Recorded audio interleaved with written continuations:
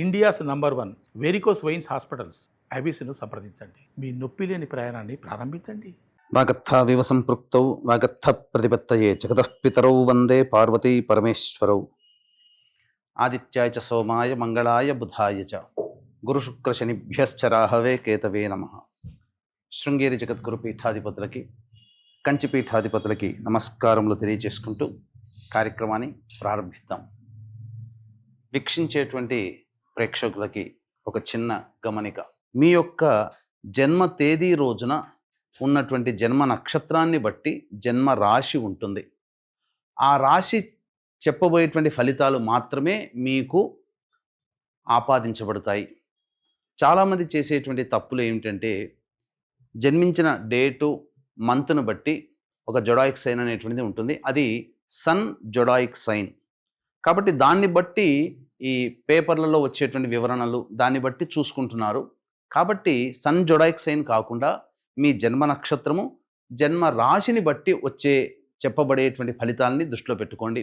అలాగే నక్షత్రము రాశి తెలియనటువంటి వాళ్ళు మీ యొక్క నామధేయము, మీ పేరులో వచ్చేటువంటి మొదటి అక్షరాన్ని బట్టి ఏ రాశికి సంబంధించింది అవుతుందో ఆ విధమైనటువంటి రాశిని ఫలితాలు కనుక చూసుకున్నట్లయితే మీకు తప్పకుండా అవన్నీ కూడా ఆపాదించబడతాయని చెప్పవచ్చు. ఈ మార్పుని గమనించగలరు.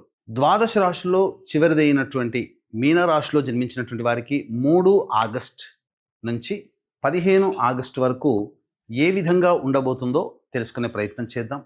రాశిలోనే శని సంచారం చేస్తూ ఉండడం, శని వక్రీకరించినటువంటి కారణం చేత జన్మశని వ్యయశని ప్రభావం ఏకస్థితిలో కలిగి ఉన్న కారణం చేత కొన్ని ఇబ్బందికర పరిస్థితులు ఎదుర్కోక తప్పదు. అలాగే రాశ్యాధిపతి అయినటువంటి గురుడు చతుర్థ స్థాన సంచార ప్రభావం వలన అనుకున్నటువంటివి మరియు చేస్తున్నటువంటి పనులలో, వృత్తి ఉద్యోగ వ్యాపారాలలో ఆటంకాలు ఎదుర్కోక తప్పదు. మీ కీర్తికి, మీ పేరు ప్రతిష్టలకి భంగం కలిగే విధంగా కొన్ని ఇబ్బందికర పరిస్థితులు ఉంటాయి. కావున జాగ్రత్తలు పాటించండి. ధనపరమైన సమస్యలు పెరుగుతాయి. అలాగే శుక్రుని యొక్క సంచార ప్రభావం అనుకూలంగా ఉన్నటువంటి కారణం చేత గృహోపకరణాలు కానీ, విలువైన ఆభరణాలు కానీ మీనరాశిలో జన్మించినటువంటి వారు కొనుగోలు చేసే అవకాశం ఉంటుంది.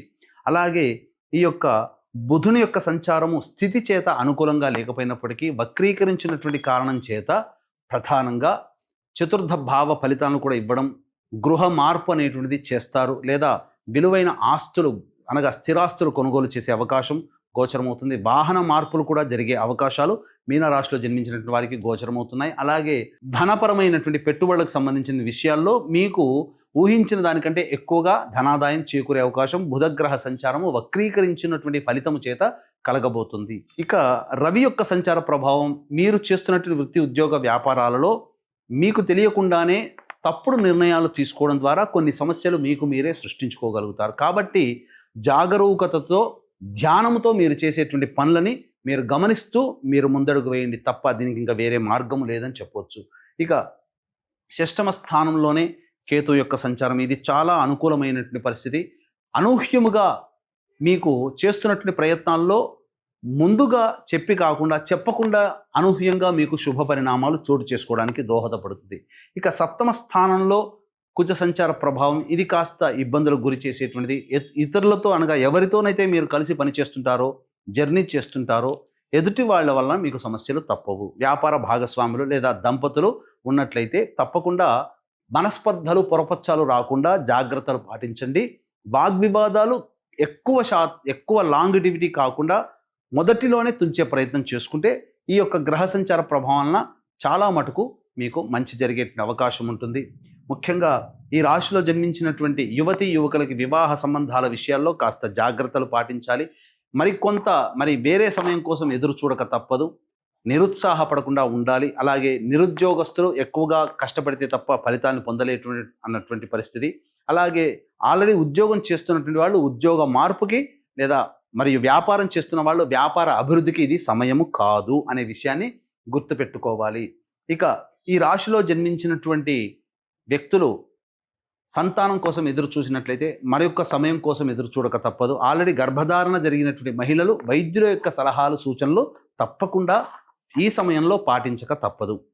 ఇక ఈ రాశిలో జన్మించినటువంటి మహిళలకి గౌరవ మర్యాదలకి ఏమాత్రం లోటు ఉండదు. కానీ విలువైనటువంటి తమ యొక్క సర్వీస్ను కానీ లేదా ధనాన్ని కానీ కోల్పోవలసినటువంటి పరిస్థితి వస్తుంది. కాబట్టి అటువంటి స్థితి రాకుండా మీ దగ్గర ఉన్నటువంటి డబ్బుని స్థిర రూపంలో అనగా ఏదైనా ఆభరణాలు కొనుగోలు చేయడం కానీ లాంటివి చేసుకున్నట్లయితే, లేదా సంబంధించినటువంటి ఆస్తులు కొనుగోలు చేసుకున్నట్లయితే కొంతవరకు మీరు సేఫ్ సైడ్లో ఉంటారని చెప్పవచ్చు.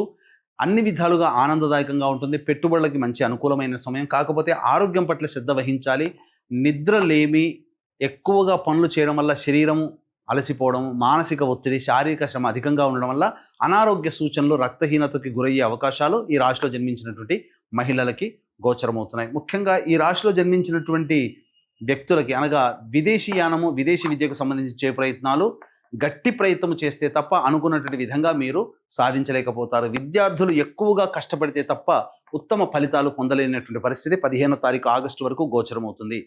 దైవానుగ్రహం ఉంటే తప్ప ఈ మీనరాశిలో జన్మించినటువంటి వాళ్ళు అనుకున్నటువంటి పనులలో సజావుగా ముందుకు సాగలేరు. కాబట్టి ఇట్టి దైవానుగ్రహం అందరికీ అందించాలనేటువంటి ఒక సదుద్దేశంతో ఆగస్టు 8 వరలక్ష్మి వ్రతము మరియు శ్రావణ పౌర్ణమి కలిసినటువంటి అద్భుతమైన అలభ్య పుణ్యతిథి యోగాన్నిచ్చేటువంటి రోజు. కాబట్టి అటువంటి రోజున శ్రవణ నక్షత్రంతో కూడుకున్నటువంటి రోజు కాబట్టి ఆ రోజున నిశీ సమయం అనగా 9 గంటలకి మీ జాతకరీత్యా కలుగు విద్యా సంబంధము, వివాహ సంబంధము, ఆరోగ్య సంబంధము, వ్యాపార సంబంధము, ఆర్థికపరమైన ఇబ్బందులు తొలగడం కోసం మరియు మేష, మిథున, కర్కాటక, సింహ, కన్య, వృశ్చిక, ధనస్సు, కుంభ, మీన రాశుల్లో జన్మించినటువంటి వారికి శనిదోష నివారణకై సర్వదోష నివారణ పూజలు, హోమాలు అనేటువంటివి జరిపించడం జరుగుతుంది. మరీ ముఖ్యంగా దశమహావిద్యలలో చివరిదైనటువంటి కమలాత్మికాదేవి హోమముతో పాటుగా లక్ష్మీ మూలమంత్ర సంపుటిత లక్ష్మీ సూక్త హోమము మరియు షోడశ లక్ష్మీ దేవతల యొక్క హోమాది కార్యక్రమాలు జరిపించి పూజ చేసినటువంటి తామరమాల మీకు అందివ్వడం జరుగుతుంది. ఇది కేవలం 41 మందికి మాత్రమే అవకాశము. కావున 8వ తారీఖు రోజు సాయంకాలం 6 గంటల లోపల ఈ కార్యక్రమంలో మీ గోత్రనామాలు నమోదు చేసుకోవచ్చు. ఇక 3వ తారీఖు నుంచి 15వ తారీఖు వరకు రోజువారీ కార్యక్రమాల్లో ఆదాయ వ్యయాలు, మంచి చెడు ఏ విధంగా ఉండబోతున్నాయో తెలుసుకునే ప్రయత్నం చేద్దాం. 3, 4, 5 తేదీల్లో కనుక చూసుకున్నట్లయితే సంతానం మూలకంగా విభేదాలు, సమస్యలు పెరుగుతాయి. ఖర్చులు కూడా అధికంగా ఉంటాయి. ఆస్తిపాస్తులకు సంబంధించినటువంటి విషయాల్లో వివాదాలు అనేటువంటివి జరుగుతాయి. చర్చలు ముందుకు సాగుతాయని చెప్పవచ్చు. ఇక 6, 7, 8, 9 తేదీల్లో చేస్తున్నటువంటి వృత్తి, ఉద్యోగ, వ్యాపారాల్లో కలిసి వస్తాయి. ధనపరమైనటువంటి సమస్యలు తీరుతాయి. ఖర్చుకు మించిన ఆదాయం లభించడం ద్వారా అన్ని విధాలుగా యోగదాయకంగా ఉంటుందని చెప్పవచ్చు. విందులు, వినోదాలు, కుటుంబ సభ్యులతో, మీ మిత్రులతో మీరు పాల్గొంటారని చెప్పవచ్చు. ఇక 10, 11, 12 తేదీల్లో మానసికమైనటువంటి ఆందోళనతో కూడుకున్నటువంటి జీవితము, వృధా ఖర్చులు, వృధా ప్రయాణాలు జరుగుతాయి. ప్రతి పనులలో ఆటంకాలు అనేటువంటివి ఉంటాయి. అలాగే ఏ పని చేయాలన్న ఆసక్తిగా ఉండకపోవడము, ఒక జిగ్జాగ్ లాగా ఉండడం అనేటువంటిది గోచరమవుతుంది. ఇక 13, 14 తేదీల్లో పెండింగ్లో ఉన్నటువంటి పనులను పూర్తి చేసుకున్నప్పటికీ ప్రశాంతత లేని జీవితాన్ని గడుపుతారు. కొంత చికాకుతో ఉన్నటువంటి జీవితం, కానీ ధనపరమైన సమస్యలు తీర్చుకోగలుగుతారు. విందులు, వినోదాలు, కుటుంబ సభ్యులతో పాల్గొంటారు. పాత మిత్రులని కలుసుకుంటారని చెప్పవచ్చు. 15వ తారీఖు రోజున మాత్రం వాగ్వివాదాలు జరుగుతాయి. కుటుంబ సభ్యులతో జాగ్రత్తలు పాటించాలి. అలాగే ధనపరంగా ఖర్చులు కూడా అధికంగా ఉంటాయి. కాబట్టి జాగ్రత్తగా గమనించుకున్నట్లయితే 3, 4, 5, 10, 11, 12, 15 ఈ తేదీల్లో ఖర్చులు అధికంగా ఉంటాయి. కాబట్టి జాగ్రత్తలు పాటించండి. ఏ తర్వాత చెప్పుకొచ్చేది ఏమిటంటే, ఈ యొక్క మీనరాశిలో జన్మించినటువంటి వారికి గ్రహ సంచారం అనుకూలంగా లేదు, గ్రహ గతులు కూడా అనుకూలంగా లేదు. కారణం చేత దైవానుగ్రహం తప్పనిసరి. ఇట్టి దైవానుగ్రహం అందరికీ అందించాలనేటువంటి ఒక సదుద్దేశంతో ఆగస్టు 8 శ్రావణ లక్ష్మీ పౌర్ణమి మరియు వరలక్ష్మి వ్రతం జరిగేటువంటి రోజున కార్యక్రమంలో మీరు గోత్రనామాలు నమోదు చేసుకోవడం ద్వారా సర్వదోషాలు తొలగిపోవడమే కాకుండా పూజ చేసినటువంటి తామరమాలను కూడా మీకు ఇవ్వడం జరుగుతుంది. వరలక్ష్మి వ్రతం చేసుకునే ప్రతి మహిళ ఈ కార్యక్రమంలో పాల్గొనడం ద్వారా లక్ష్మీదేవి యొక్క అనుగ్రహం, సంపూర్ణ అనుగ్రహాన్ని మీరు పొందినట్లవుతారని చెప్పవచ్చు. సర్వం శ్రీ ఉమామహేశ్వర పరబ్రహ్మార్పణమస్తు.